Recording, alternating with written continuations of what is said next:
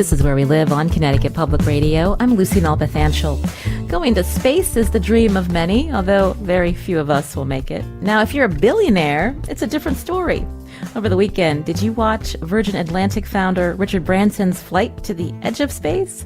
Next week, billionaire Jeff Bezos will also attempt to fly into space on his own spacecraft, his flight scheduled to coincide with the anniversary of Apollo 11's landing.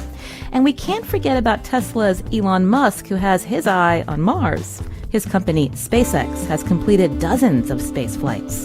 Today, Where We Live, we talk about the latest space race fueled by private companies. What does this mean for the rest of us? Colleen tweeted, "It means we've got a tax code that allows people to acquire so much wealth, they actually have to leave the planet to spend it." Colleen writes, "This is what we have instead of Medicare for all." You can join us too. Find us on Facebook and Twitter at Where We Live. Here's the number, 888-720-9677. That's 888-720-WNPR. I want to welcome to the show on Zoom Marina Koren, who's staff writer at The Atlantic. Marina, welcome to the show. Thank you. Glad to be here. Also with us is Lisa Ruth Rand, assistant professor of history at Caltech. Lisa Ruth, welcome back. Thanks. Really happy to be here. So, Marina, I wanted to start with you. I think most of our listeners have heard of British billionaire Richard Branson, a music executive. How did he get interested in spaceflight? Right. So Richard Branson became interested in spaceflight actually for the same reason that Jeff Bezos, Elon Musk, the other space billionaires are interested, and a whole generation of people actually because of the moon landing. Branson was actually hung over on the day of the moon landing in 1969. He had just turned 19 years old a couple days earlier and had celebrated accordingly. But nevertheless, he was still completely riveted by the sight of Neil Armstrong walking on the surface of the moon. And he decided then and there that someday he himself would go to space. And he did that on Sunday. You know, he made his fortune with other businesses, not space related, but he made enough money to eventually make this dream a reality. Now, were you watching, Lisa Ruth? What was your reaction when you saw this space flight, the spacecraft taking Richard Branson and a small crew up into the edge of space? I actually was watching the feed that was provided by Virgin Galactic, which provided, I think, a really interesting take on the flight from the perspective internal to the company that was actually undertaking this effort. So a lot of really celebrations of this major achievement, but also some perhaps a little bit unnuanced approaches to thinking about this as a colonization effort, as a first steps of a new kind of person being allowed to go into outer space and shape what our activities are like up there. That in some ways is consistent with the way that spacefaring humanity has approached this particular kind of voyage, but also new in as much as this is a different kind of person making the trip. Although we have had private space ventures for a long time, this is new in as much as we have these hyper wealthy individuals building spaceships to fly themselves and to fly other rich people, in this case, to the edges of outer space. I know I was looking up the feed as well on Sunday with my daughter, and Marina, it definitely looked a lot different than what we might have expected when we were watching, NASA shuttles blasting off into space. So when these projects are more aligned with, human achievement and what this means for countries and science. So can you describe for listeners who may not have been following Richard Branson's spaceflight what it looked like, and did he actually make it into space? Right. So this is very different from a shuttle launch. And it's actually the way that Virgin Galactic flies is very different from the way that Blue Origin and SpaceX fly. So what Virgin Galactic does is it launches a giant plane that's carrying a smaller space plane. And to me, it looks like two dolphins carrying some other fish in the middle. That's going to sound weird for people who haven't seen it, but I recommend checking that out. But basically, this giant plane carries this spacecraft to about 50,000 feet in altitude and then drops that spacecraft. And remember, inside that spacecraft on Sunday was Richard Branson and several other Virgin Galactic employees and pilots. And once that plane drops that spacecraft, the spacecraft ignites its own engines and then pushes itself even higher, just past the edge of space. So this is not exactly the traditional picture that people might have of rocket launches. And it was not traditional on the ground either. Like Lisa Ruth said, it was a party down there. This is, in a way, another one of Branson's Virgin branded companies. And it's, they had a bunch of music going. They had Stephen Colbert host the event. You don't really see that at a NASA launch because that's a government agency doing this type of work. Here you have a private business doing this kind of work. And so they can kind of make it into, like a PR event. And Lucy, you asked whether Richard Branson even made it into space. And that's an interesting question, a bit of a fraught question, because people don't necessarily agree on where space begins. Some say it's just past 50 miles, which is where Richard Branson flew to. Jeff Bezos would tell you it's 62 miles above the Earth, which is where he's going to fly to. So by some measures, Branson is an astronaut. By others, he's not.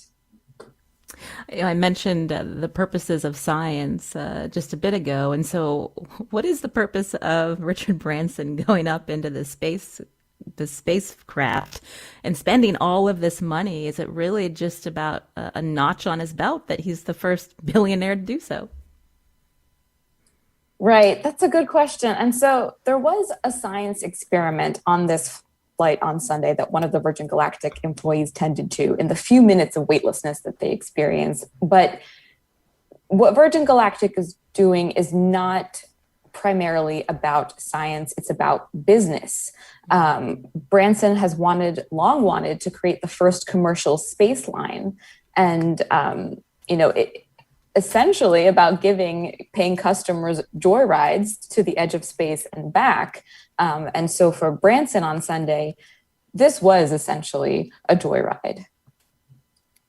Lisa Ruth, when you hear Marina break it down like that and your own observations, when you look at the history of space exploration, I read that comment from one of our listeners on Twitter about this moment in time that we're in. How does it feel to think that, again, so many of us remember as children that just the allure of space and the admiration that we have for scientists and astronauts who train a long time to make it there. But now we've got billionaires like Richard Branson, doing these short flights and with the hopes of making more money.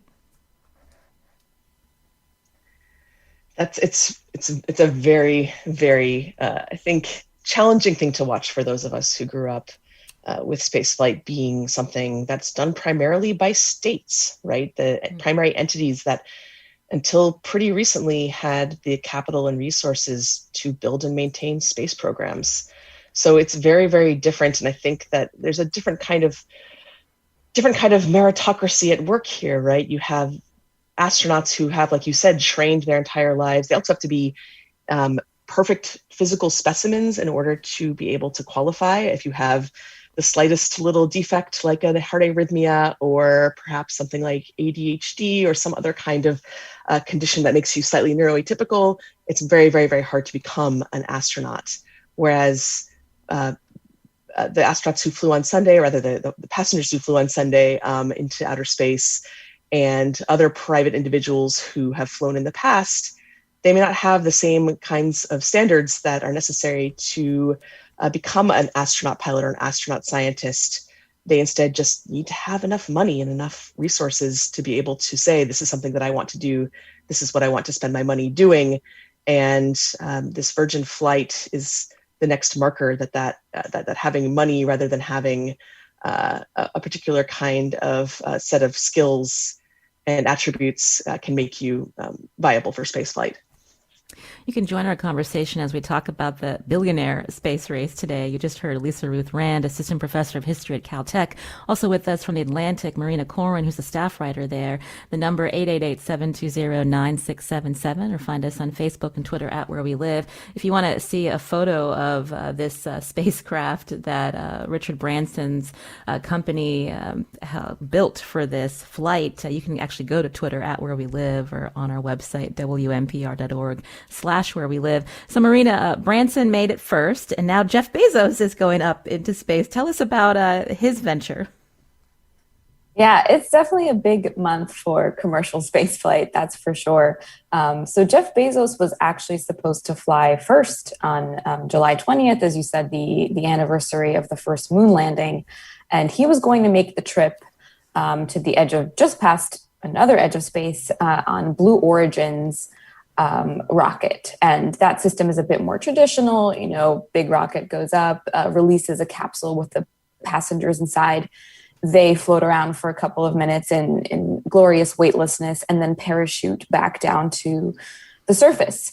And Blue Origin made a really big deal of that. And then Branson just kind of snuck in there and was like, actually, I'm going to go first. And Branson wasn't supposed to fly with Virgin Galactic for at least another flight, and the flight that took place on Sunday was actually a test flight. So it was a bit of a gamble to kind of get in there and do it because space flight is dangerous. And so Jeff Bezos is next. And Bezos was not entirely thrilled about that because, Virgin Galactic and Blue Origin are going to be direct competitors for the coming years because they're offering customers a very similar experience, a few minutes of weightlessness, and they're going to be competing, on price, on experience, on all kinds of things. And so I think it kind of took the wind out of Jeff Bezos's sails to be second. But it is going to be an exciting flight because on board with Bezos is going to be a woman, a pilot named Wally Funk, and she has wanted to be an astronaut since 1961. She even passed many of the same tests that the male astronauts who were training to fly with NASA passed, but at the time, NASA wasn't letting women fly. She is 82, so that's going to be exciting. For her, this is a real gift. She's a real person who's wanted to do this, and she's very deserving of it. Let's talk more about Wally Funk, a woman who had trained to be part of NASA missions. Lisa Ruth, I understand that you know a lot about Wally Funk. Tell us about her. Well, I was fortunate enough to interview Wally Funk some 17 years ago. And at the time, she told me that she sets a goal every single year, a short-term goal every single year that she always meets, and that she has one long-term goal to get to outer space. So I'm really thrilled to see that she's going to meet that goal at long last at age 82. Wally Funk, as Marina said, was one of 13 women who took private tests to determine whether or not women could be fit for spaceflight. They were the same tests that were offered or that were given to the first male Mercury astronauts in the early 1960s. And as Marina also stated, eventually those women were never expected to fly, but they did pass the tests with flying colors. And a few of them did attempt to try to change to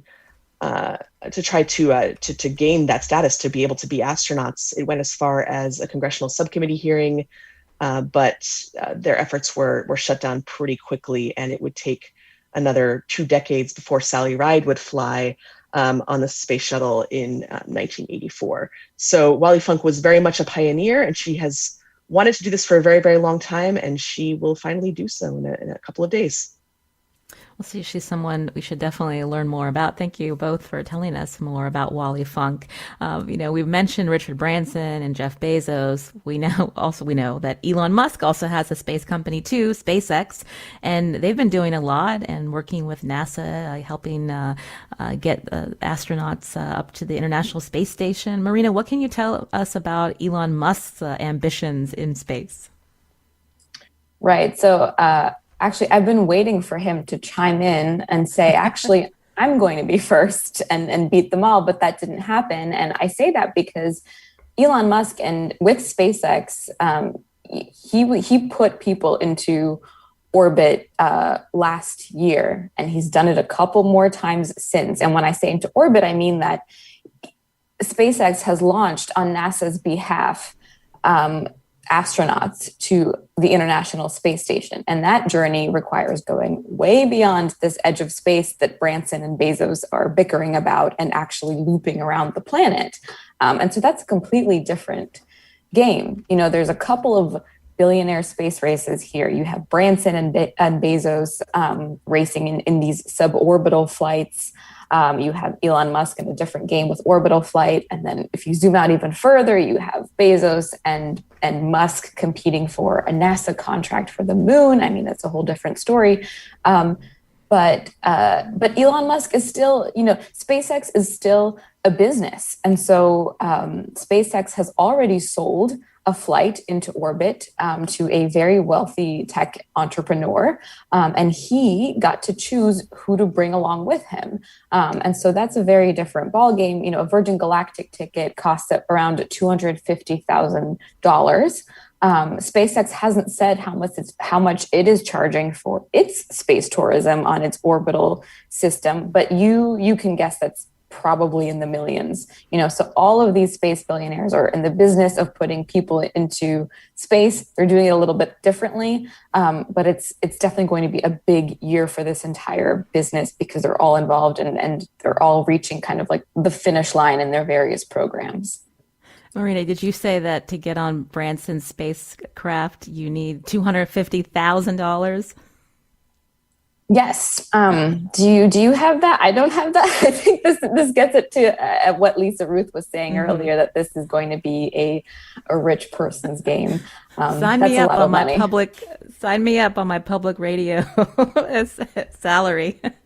I'm sorry, I'm laughing, but it is kind of comical to think about, the amount of money being put into these missions. And when we think about space tourism, who's going to be able to afford these flights?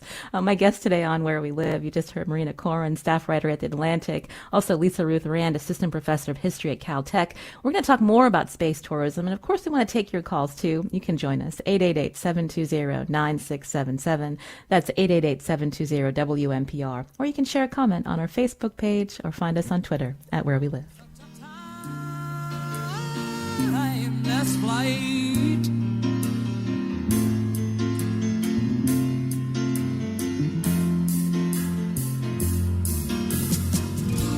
I think it's gonna be a long, long time. Touchdown brings me round again to find I'm not the man they think I am at home. Oh no, no, no, I'm a rocket man, burning out his fuse out of every home. This is Where We Live on Connecticut Public Radio. I'm Lucy Nalpathanchel. We're living in a time when wealth inequality has worsened in our country. So it's not a stretch to understand why some Americans shake their heads at Richard Branson, Jeff Bezos, and Elon Musk, the wealthiest men in the world, racing to see who outshines the other in their private space endeavors. There's even a change.org petition titled, "Do not allow Jeff Bezos to return to Earth." Bezos plans a July 20th passenger space flight through his company, Blue Origin. Will you be watching?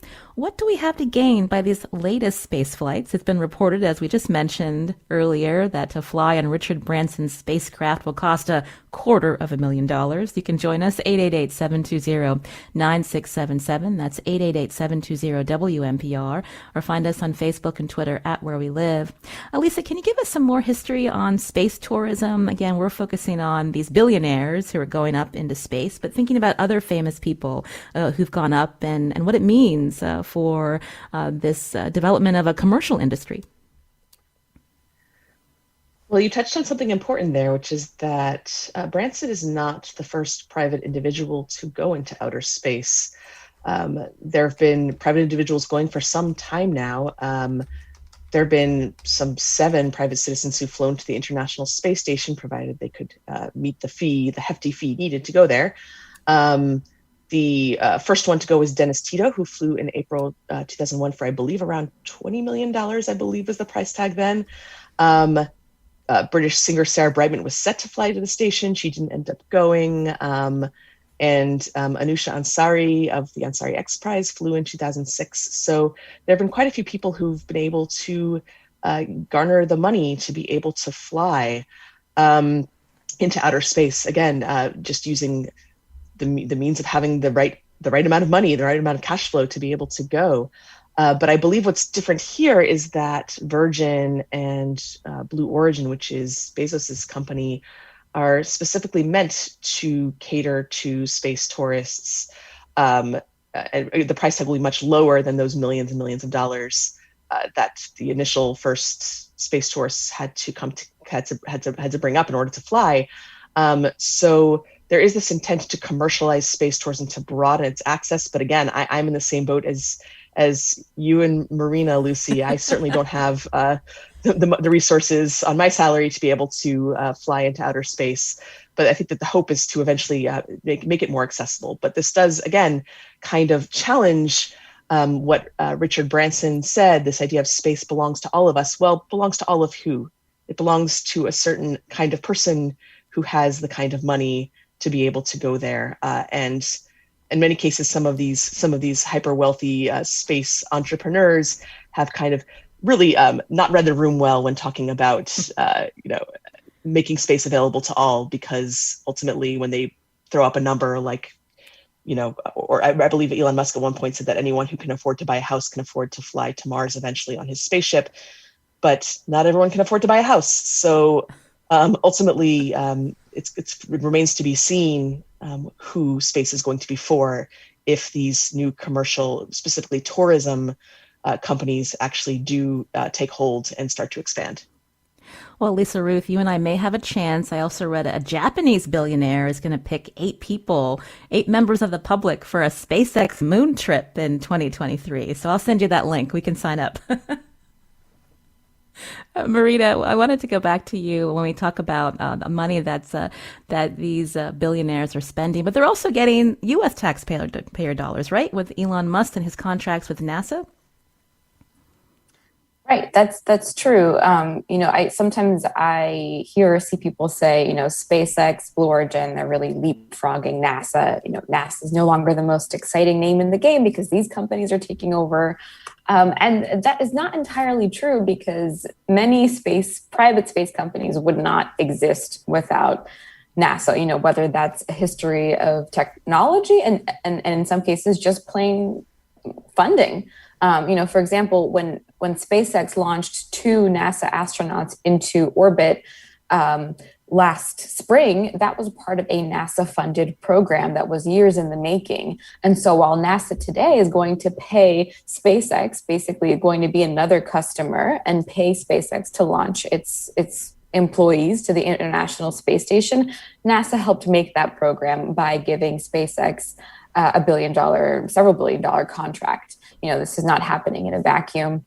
And actually, so I have Twitter open, and I saw that someone tweeted at the show about our discussion about the costs, pointing out that costs are going to be high for now until we figure out how to do space flight at scale. And thanks, Dave Blodgett, for the question. And that's the goal of Branson and Bezos and Musk. As you said, if you can afford to buy a house, you can go to Mars. I cackled at that because I can't afford to buy a house. But that is the goal. And I think that's, it's hard to predict when that will be feasible, when it will be affordable enough for a wider group of people to go. And I think at the end of the day, if you're trying to reach orbit and you're trying to reach the moon, and that's another part of, commercializing this effort, I can't imagine that costing less than a couple of $1 million just because of how difficult and how resource intense that is.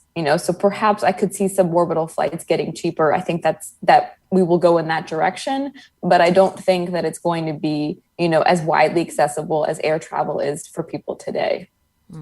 We've talked about the difficulty and the few that can afford it today, Marina and Lisa Ruth, but just the idea that space travel is really dangerous. Marina, you've covered this for a while. What has happened in recent years with Virgin Galactic, Richard Branson's company, as they were testing and developing spacecrafts? Right, you're right. Spaceflight, whether you're going just beyond the edge of space or whether you're orbiting the Earth, whether you're going all the way to the International Space Station, it is dangerous. And, on Sunday, the mood in New Mexico at Spaceport America, where this Virgin Galactic mission was taking off, it was really buoyant. And, there was music. It felt like, I don't know, it just felt like a show, like a celebration. And that's not the vibe that I want people to come away with. I don't want people to get the false impression that spaceflight is routine, because it's not. Private space companies have had their ups and downs throughout development, including Virgin Galactic.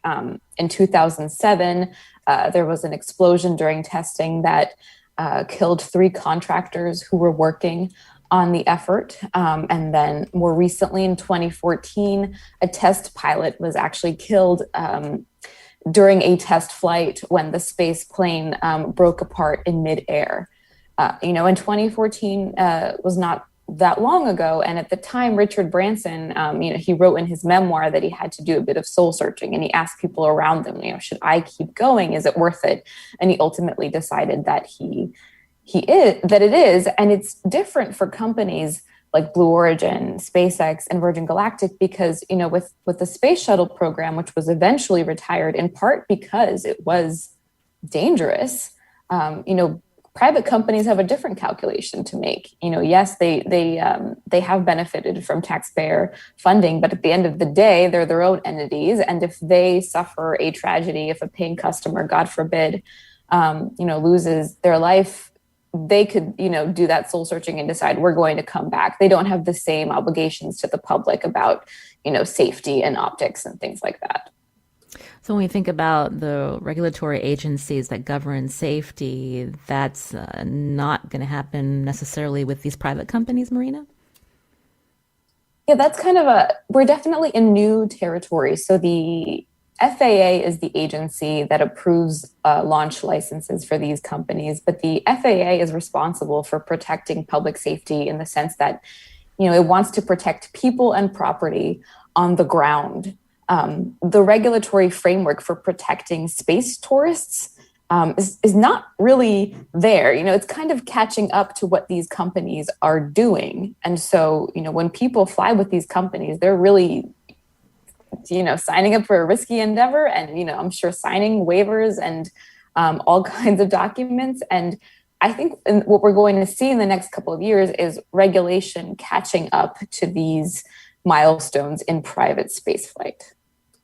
Let's talk more about that. Lisa, Ruth, many of us remember the tragic Challenger disaster in 1986. I was in school when it happened, and there was that teacher, Krista McAuliffe, on board as part of the Teacher in Space program, bringing civilians in space through training by NASA. There's also ideas for journalists and artists in space. But when there are these tragedies, whether it was the Challenger and then later the Columbia explosion, people start to wonder if this is important to be sending up non-essential civilians because it's dangerous. Yes, I think that there is, again, this becomes, actually, I think this brings up an interesting question of who gets to get the designation of astronaut, right? Because astronauts have always taken really high risks, and the risk has been, I think, arguably worth it for most of them. They've worked their entire lives to fly in outer space, and when a tragedy happens, it's horrifying to those of us on the ground and horrifying to the families left behind. But the astronauts have taken on that risk and have chosen to fly in order to achieve that goal and in order to kind of move forward with space research. But one thing I noticed while watching the feed on Sunday of the Virgin Galactic flight was that, at least from the Virgin feed, the passengers were all referred to as astronauts. And the two pilots, or they were called pilots, Dave McKay and Mike Masucci, who were the ones who were flying Unity to the edge of space and back, they were referred to as pilots and their passengers as astronauts. So I think there's kind of an interesting kind of a bit of mystique kind of at play here that's also really up in the air. What does it take to be an astronaut? When are you a pilot? When are you, and this also, I think also plays into this little bit of competition between Bezos and Branson about whether or not one of them went to space or not. In that tweet that Bezos sent out saying that the New Shepard rocket by flying above 62 miles, that none of the people who flew will have asterisks by their name as astronauts. Well, there's a precedent for that. There were the pilots who flew NASA's X-15 rocket plane program in the 60s. A few of them who were active duty Air Force received decorations as astronauts because the Air Force designated flying above 50 miles as flying in space. But NASA didn't confer that decoration onto its pilots until about 2005, after the first flight, or rather the first crewed private space flight, which was Spaceship One, which took place the year before, which incidentally followed a similar model to the Virgin spacecraft, flying kind of like, I love that pair of dolphins idea that Marina came up with, that visual. So you see that not only is this a matter of kind of, again, figuring out what does it mean to be an astronaut right now? What does it mean to take on that risk? And I think there's more to that than just how high do they go and what risk are they taking? When we fly commercial airlines, we're not pilots, we're passengers. And again, it'll be interesting to see how even that honorific really takes form as more and more people presumably may be able to enter outer space as passengers. You're hearing Lisa Ruth Rand here on Where We Live. She's assistant professor of history at Caltech. Also on Zoom with us, Marina Koren, staff writer at The Atlantic. You can join us too, 888-720-9677, or find us on Facebook and Twitter at Where We Live. Mary is calling in from Hartford. Mary, go ahead. Oh, doesn't look like Mary was there, but I can see what her question was, and I'll mention this to you, Lisa Ruth. She was curious about how much carbon dioxide is being pumped into the atmosphere from all these space tourist flights and the damage that it can cause. What can you say about that? I actually don't think I have good numbers for that. Marina might. I think that, ultimately it's a matter of aggregation, right? A matter of how many flights. If this does scale up, there may be an impact with emissions, just like commercial aircraft, just like cars. If the more you have on the road or in the air, it's going to have an impact. But I think it does remain to be seen. And I have not yet looked up that data. Marina, maybe you have. Oh, I have, I'm afraid I have not, and I'm not, a climate reporter, but I think to the question of scale, as you pointed out, Lisa Ruth, you mean Virgin Galactic plans to do 2 more flights this year. So that would be a total of 4 flights this year, and compare that to the number of airline flights. It's probably a tiny, tiny fraction. So I think this might be a question to think about if and when this business scales to the level of air travel. We also got another tweet from a listener. Barbara writes, many people question what can seem like a mutually exclusive choice, money spent on space travel versus social causes. But has anyone analyzed what companies, suppliers, individuals benefit from Branson and Bezos' investments, Marina? Right, that's a great question. And so, I don't when I talk about Bezos and Branson taking joyrides to space, I'm talking about, what they personally are doing. For example, on the Virgin Galactic flight, Branson's formal role was to test the private astronaut experience. And I think that's just a fancy way of saying having a great time. But these are very rich people, but they're also, philanthropists. They obviously have, they run companies, and the way they run those companies can be debated, but they do give money back. So, for example, the Blue Origin flight coming up with Bezos, it'll be Bezos, his brother, Wally Funk, who we've discussed on the show today, and a 4th mystery person who hasn't been announced yet, but who bid on the seat to go along with Bezos and the crew. And that bid was $28 million, which is a crazy amount of money. And Blue Origin is going to donate those funds to their branch that supports STEM education. And one of the passengers who purchased a SpaceX flight for later this year, he is going to donate the proceeds from a similar type of auction, or just like money raising effort, to St. Jude's Children's Hospital. But so these rich men are paying it forward in that sense, but you kind of have to hope that every wealthy person who flies decides to do something like that. there's nothing that we can do here on the ground. We just, there might be a crew next year on SpaceX that, is can afford that flight, but doesn't want to, distribute that wealth in any way. So we have to leave it up to these very wealthy individuals to do that kind of thing. We're going to continue talking after the break. You're listening to Where We Live. With us on Zoom, Marina, Koren, staff writer at The Atlantic, and Lisa Ruth Rand, assistant professor of history at Caltech. You can join us as well, 888-720-9677. This is ground control to Major Tom. You've really made the grade. And the papers want to know whose shirt you wear. Now it's time to leave the capsule if you dare. This is Major Tom to ground control. This is Where We Live on Connecticut Public Radio. I'm Lucy Nalpathanchel. Coming up tomorrow, we talk to two candidates running for mayor in New Haven. Incumbent Justin Elliker is just completing his first term in office, while challenger Karen Du Bois Walton has built a record of her own during a decade and a half as the leader of the city's housing authority. Elm City residents, which candidate do you support? You can join us. That show tomorrow. Now, today we're talking about space exploration and the private companies who are jockeying to take tourists to space.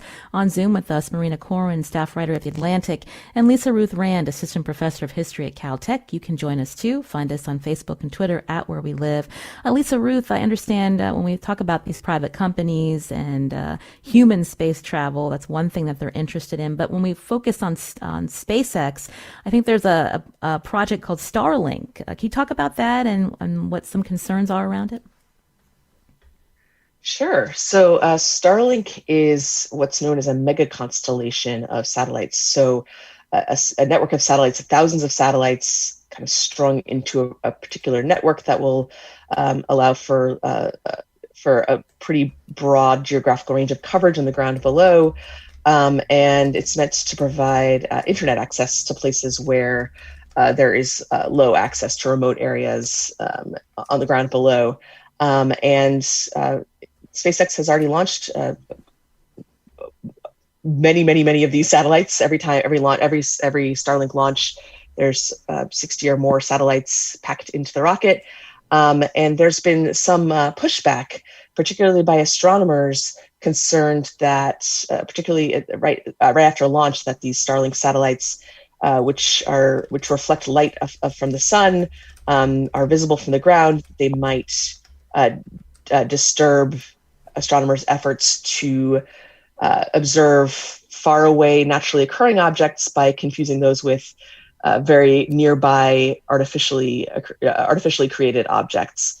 So there's been a lot of a very public debate about Starlink, and it's one that has a long history within the space industry. This isn't the first time that astronomers have been concerned about shiny satellites in outer space. They've been concerned about it from the very beginning of the space age. Particularly astronomers back in the early 1960s raised an almost identical argument against a project known initially as Project Needles and then as Project Westford, in which the United States Air Force launched a test program of an experimental communication satellite system that consisted of hundreds of millions of tiny copper fibers that could bounce radio signals from one spot on the ground to another. And I think what's interesting about the difference between Westford and Starlink is that with the public outcry, like we've mentioned, like we've discussed earlier in this conversation today, the U.S. government did listen to those concerns. They altered the payload to Westford to make sure that the little copper fibers would re-enter within a short period of time, so that in case there were any unexpected consequences, that they would be short-lived. And in the case of Starlink, while SpaceX is committed to doing some testing to kind of reduce the reflectiveness of the Starlink satellites, ultimately they're continuing to launch, again, exponentially more and more satellites without shifting the composition or the coatings on those satellites. And so the potential unintended consequences could continue to grow. So there's kind of a difference, as Marina was discussing, right, in terms of accountability. There's regulation, yes, but there's a different kind of accountability when it's a public space project versus a private one. So let's talk about some of the future space missions. We've been focused on what some of the wealthiest men in the world are doing with their money and the development of spacecraft, potentially taking humans into space as well. But Marina, when we talk about what NASA has been doing in terms of the moon and then eventually Mars with collaborations with SpaceX. Yes. It's hard to talk about what NASA is doing next without also talking about SpaceX and Blue Origin. And what NASA wants to do next is to take people back to the moon again for the first time since 1972. And the way they're going to do that is with these contractors. And there was a bit of a controversy earlier this spring because, NASA basically asks contractors to bid on what the space agency wants to do. And in this case, it was, they asked people to bid on landing technology that would help deliver American astronauts to the surface of the moon. SpaceX put a bid in, so did Blue Origin, along with a couple of other longtime NASA contractors. And in the end, NASA went with SpaceX. And that was a big surprise to some people because NASA usually tries to go with two contractors because, it's always good to have a backup plan. And also they want to foster competition in, the American private sector. So NASA picked SpaceX. Blue Origin was really upset, formally contested that decision. And now that whole kind of process is on hold for the moment while they figure things out. But I think it is accurate to say that when NASA takes its astronauts to the moon again, and the agency has said that this crew will include the first woman to go to the moon and the first person of color. So this is going to be a very different mission than the one we saw in 1969 and then also into the 70s. But when NASA goes to the moon again, it's going to be with one of these companies. Lisa, Ruth, what's your take on these upcoming space missions? I know in the past and where we live, we've talked to some women astronauts like Kayla Barron, who's part of the Artemis team. Talk through what Marina has shared and some of your observations. Well, going back to the moon is going to be a very interesting affair, I think, in terms of the legal aspects. So the Artemis Accords were recently signed by a small group of nations. Last year, the former president put out an executive order claiming that the free market would basically reign on the moon. That the moon, as part of this broader province of all mankind, as set out by the Outer Space Treaty of 1967, is going to need to be changed in order to allow private companies to exploit the resources of the moon. The moon is going to become a place where human beings don't just visit, but stay for longer periods of time, that the treaty, the terms of the treaty need to be kind of rethought, and that new agreements need to be adjusted in order to allow for private companies to basically own pieces of the moon, which is something that's been really a point of contention since the 1970s with the rise and fall of the Moon Treaty, for example. We're going to see, especially given the outsized power of specifically private individuals in shaping the political and the actual landscape of outer space and the moon, we could see some kind of potentially tricky, I guess, to hedge my bets on how to frame it. Some tricky efforts to extend the free market to the moon that could have some pretty important consequences to that celestial body, but also to this broader idea of space being a place for all, that parts of space can be owned by individuals or by companies. Marina, what excites you about the next few months and years as we hear about these different missions and projects? We had a listener say that deployment of private capital has always preceded public investment. No Wright brothers would be no NASA, and we should take the bigger view. What's your take? My take is that I think, I hear this a lot, and I think that my take is that I can hold two thoughts in my mind at once. I can try to hold some of these space billionaires accountable and point out, what they're doing and why. And at the same time, I've been down to Cape Canaveral for rocket launches before. I watched the Falcon Heavy launch a Tesla into space in 2018. And while, there's a lot that you can say about what it means that there's a private company launching a car into space now, however many years, after NASA launched a golden record into space, which is a very different energy. At the same time, I can be completely amazed by the rocket launch. It's truly amazing to witness one. And it is a feat of engineering that, is a testament to the talent of the engineers and technicians and scientists that these companies hire. So I don't want to be too pessimistic, but I think it's important to be realistic when it comes to space travel and what it means for everyone.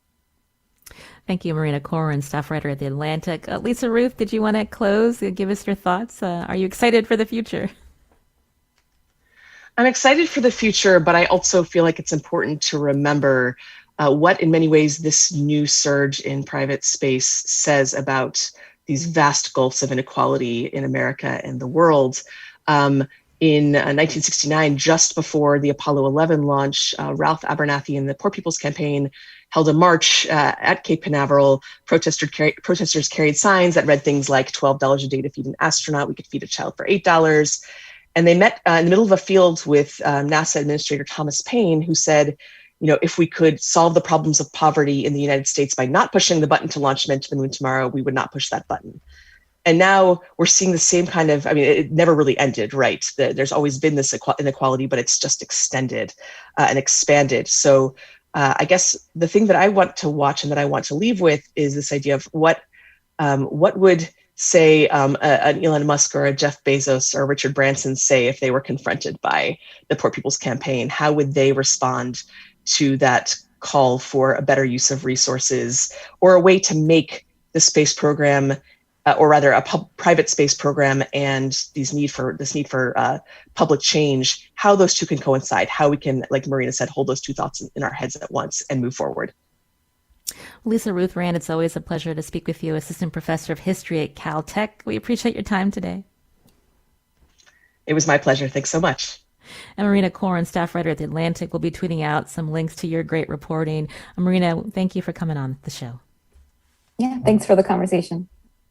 Today's show is produced by Carmen Baskov. Tess Terrible was on the phones today. Our technical producer is Kat Pastor. You can listen to Where We Live anytime. Just download us on your favorite podcast app. I'm Lucy Nalpathanchel. Back tomorrow.